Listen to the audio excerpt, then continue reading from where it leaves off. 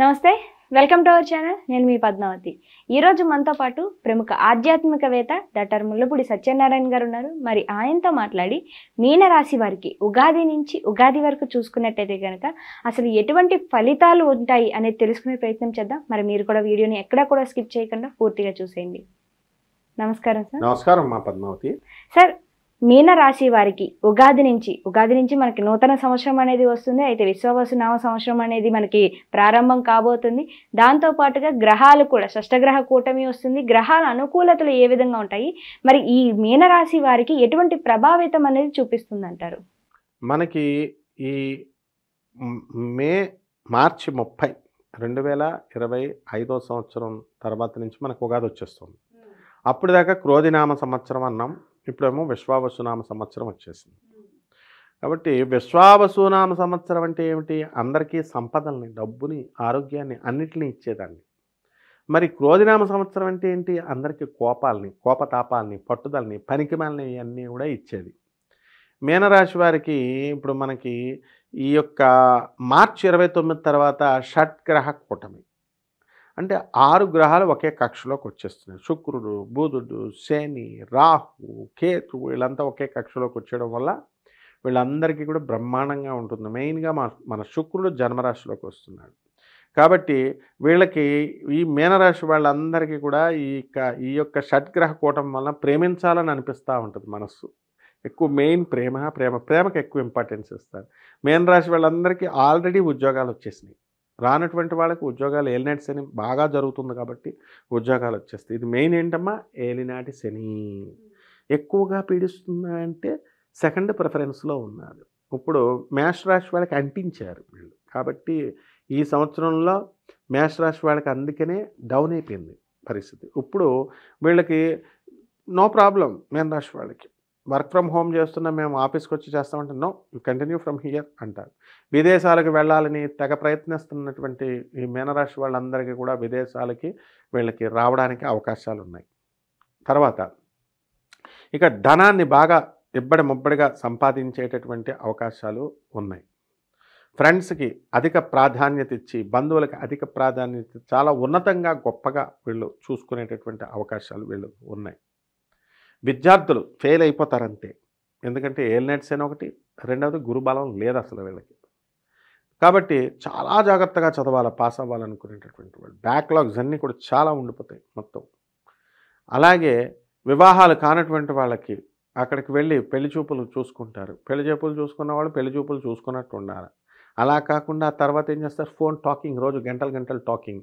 వీళ్ళ గుట్లు వాళ్ళకి, వాళ్ళ గుట్లు వీళ్ళకి, వీళ్ళ లోపాల వాడికి, వాళ్ళ లోపాలు వీళ్ళకి అర్థమైపోయి పెళ్లి క్యాన్సిల్ అయిపోతుంది. పెళ్లి రేపనగా వీళ్ళు క్యాన్సిల్ అవ్వడానికి అవకాశాలు ఉంటాయి. సో ఇవి తగ్గించాలి. ప్రీ వెడ్డింగ్లు, ప్రీ శోభనాలు ఇలాంటివన్నీ కూడా తీసి అవతల పడేసేయాలమ్మా. తీసి పడేయడం వల్ల వీళ్ళకి స్థిరత్వం అనేటటువంటిది కంపల్సరీ లాభాల బాటలో ఈ యొక్క మీనరాశి వాళ్ళు వెళతారు.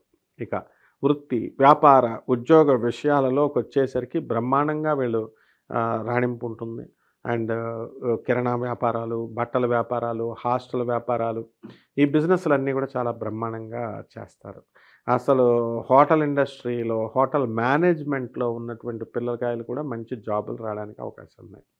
అంతేకాకుండా ఫైన్ ఆర్ట్స్లో వీళ్ళ శిల్పాలు ఇవన్నీ కూడా ఫైన్ ఆర్ట్స్లు ఉంటాయి. చిత్రలేఖనము, సంగీతము, సాహిత్య రంగాలలో ఉన్నటువంటి వాళ్ళందరికీ కూడా వీళ్ళకి బ్రహ్మాండమైనటువంటి రిజల్ట్ వీళ్ళకి రావడానికి అవకాశాలు ఉన్నాయి. మంచి ఉద్యోగాలు ఇవన్నీ కూడా. అలాగే ఇళ్ళు లేనటువంటి వాళ్ళంతా కూడా ఇళ్ళు కొనేస్తారు ఈ మీనరాశి వాళ్ళు. స్థలాలు లేనటువంటి వాళ్ళంతా కూడా స్థలాలు కొనేస్తారు. వాహన యోగాలు లేనటువంటి వాళ్ళంతా కూడా వాహనాలు కొంటారు. కొన్న 3 నెలలకి కాళ్ళు విరగొట్టుకుంటారు. కాబట్టి ర్యాపిడోలు ఇలాంటివి ఎక్కకూడదు వీళ్ళు. తర్వాత ముఖ్యంగా బైక్స్ ఎక్కువ వాడకూడదు. ఇలాగ ఈ యొక్క ప్రయాణాల విషయంలో చాలా జాగ్రత్తగా మనకు అనుకూలమైనటువంటి రాసుల వాళ్ళు, మనకు అనుకూలమైనటువంటి నక్షత్రం వాళ్ళు మాత్రం చేస్తే వాళ్ళు ఆ డ్రైవింగ్ చేస్తే వాళ్ళ బళ్ళు మాత్రం ఎక్కాలి. లేకపోతే ఏలినాటి శని ఎప్పుడు కాలు విరగొట్టేద్దామా అని చూస్తూ ఉంటుంది. ఇక ప్రేమ వ్యవహారాల్లోకి వచ్చేసరికి ఏలినాటి శనిలో భ్రష్టత్వం చేసేయాలి వీడిని. కాబట్టి ప్రేమలు, అక్రమ సంబంధాలు తగిలిచ్చేయడానికి చూస్తూ ఉంటుంది. కాబట్టి జాగ్రత్తగా ఉండాలి అలాంటి వాటికి గురి కాకుండా. అండ్ ఈ యొక్క మీనరాశి వాళ్ళు అసలే చపల చిత్తులు కాబట్టి ప్రేమ వ్యవహారంలో టపీమని పడిపోవడానికి అవకాశాలు ఉంటాయి. కాబట్టి జాగ్రత్తగా బ్యాలెన్స్ చేసుకుంటూ ఉండాలి. ఇక వృత్తి వ్యాపార ఉద్యోగ విషయాల్లో తిరుగులేదు. ట్రాన్స్ఫర్లు వీళ్ళకి కావాల్సిన చోటకు వస్తాయి. అండ్ బిల్ కాంట్రాక్టర్స్ గవర్నమెంట్లో ఆర్ఎండ్బి, రైల్వే ఇలా కాంట్రాక్ట్ వర్కులు చేస్తున్నటువంటి వాళ్ళు ఉంటారు, ఇరిగేషన్ వాళ్ళని. వాళ్ళ బిల్స్ అన్నీ కూడా టైంకి రావడానికి అవకాశాలు ఉన్నాయి. ఏలినట్స్ అని కొంచెం కష్టపడతారు, కొంచెం లేటుగా వచ్చినా మొత్తం మీదంతా కూడా రావడానికి అవకాశాలు ఉన్నాయి. కాబట్టి నూతన వస్త్ర అలంకరణ, సెంట్లు కుట్టుకోవడాలు ఇలాంటివన్నీ కూడా బ్రహ్మాండంగా చేస్తారు.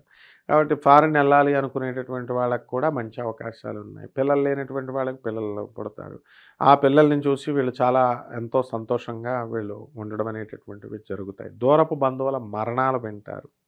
అండ్ అనేకమైనటువంటి పెళ్ళిళ్ళకి, అనేకమైనటువంటి శోభనాల ఫంక్షన్లకి, అనేకమైనటువంటి పెద్ద మనుషుల ఫంక్షన్లకి, ఇలా ఫంక్షన్ల మీద ఫంక్షన్లు. ఈ ఫంక్షన్లు ఎక్కువైపోయినారా అంటే ఎక్కడో వదిలేసిన ఫ్రెండ్, ఎక్కడో వదిలేసిన బీరకాయ పీచుతో ఉన్నటువంటి బంధువులు, వాళ్ళు టపీమని ముసలోళ్ళు, 90 సంవత్సరాల ముసలోళ్ళు టపీమని వెళ్ళినా సరే వీళ్ళు చక్కగా అటెండ్ అవుతారు. అంత మానవత్వం అనేటటువంటిది ఈ మీనరాశి వాళ్ళకి ఎక్కువైపోద్ది. దానివల్ల ఏమవుతుంది, మరి వెళ్ళాలంటే డబ్బులు అవుతాయి కదా, కారులో అన్నా వెళ్ళాలా, ట్రైన్లో అన్నా వెళ్ళాలా, అప్పుడు డబ్బులు ఖర్చు అవుతాయి కదా, కాస్త అప్పుల పాలవడానికి అవకాశాలు ఉంటాయి. కాబట్టి ఇలాంటివన్నీ కూడా అధిగమించడానికి చక్కటి బిజినెస్లు చేస్తారు వీళ్ళు. అండ్ బిజినెస్లు చేయాలి అనేటటువంటి ఆలోచన వీళ్ళకి ఎక్కువైపోతూ ఉంటుంది. అండ్ ప్రేమ వ్యవహారాల జోలికి వెళ్ళకుండా వీళ్ళు కనుక చూసుకున్నట్లయితే కొంచెం బాగుంటుంది, కొంచెం స్థిరంగా ఉంటారమ్మా. ఆడవాళ్ళ మనస్తత్వాల దగ్గరికి వచ్చేసరికి వీళ్ళకి ఎలా ఉంటుంది అంటే, ఏమంటే మా ఇంట్లో మా అత్తగారు వాళ్ళు, మా ఆడపడుచులు మమ్మల్ని గౌరవిస్తున్నారండి, అడిగి కాస్త పనులు చేసి పెడుతున్నారండి అని చెప్పి వాళ్ళు కొంచెం ఊరట చెందుతూ ఉంటారనమాట. అంటే ప్రతి పని కూడా ఇన్ టైం పూర్తి చేయాలని అస్తమానం టైం చూసుకుంటూ ఉంటారనమాట ఈ మీనరాశి వాళ్ళంతా కూడా. అండ్ ఈ టైంలో చక్కగా అనుకున్న పనులన్నీ కూడా అనుకున్నట్టు చకా వీళ్ళు పూర్తి చేసేయడం అనేటటువంటిది జరుగుద్దమ్మా. శృంగారానికి ఎక్కువ ఇంపార్టెన్స్ ఇస్తారు, అలంకరణకి ఎక్కువ ఇంపార్టెన్స్ ఇస్తారు. మొగుడిని బుట్టలో వేసుకోవాలని బాగా తయారవుతూ ఉంటారు. అండ్ బాగా అలంకారాల నుంచి పూలని బట్టల్ని వేసుకుంటే పవరమ్మ.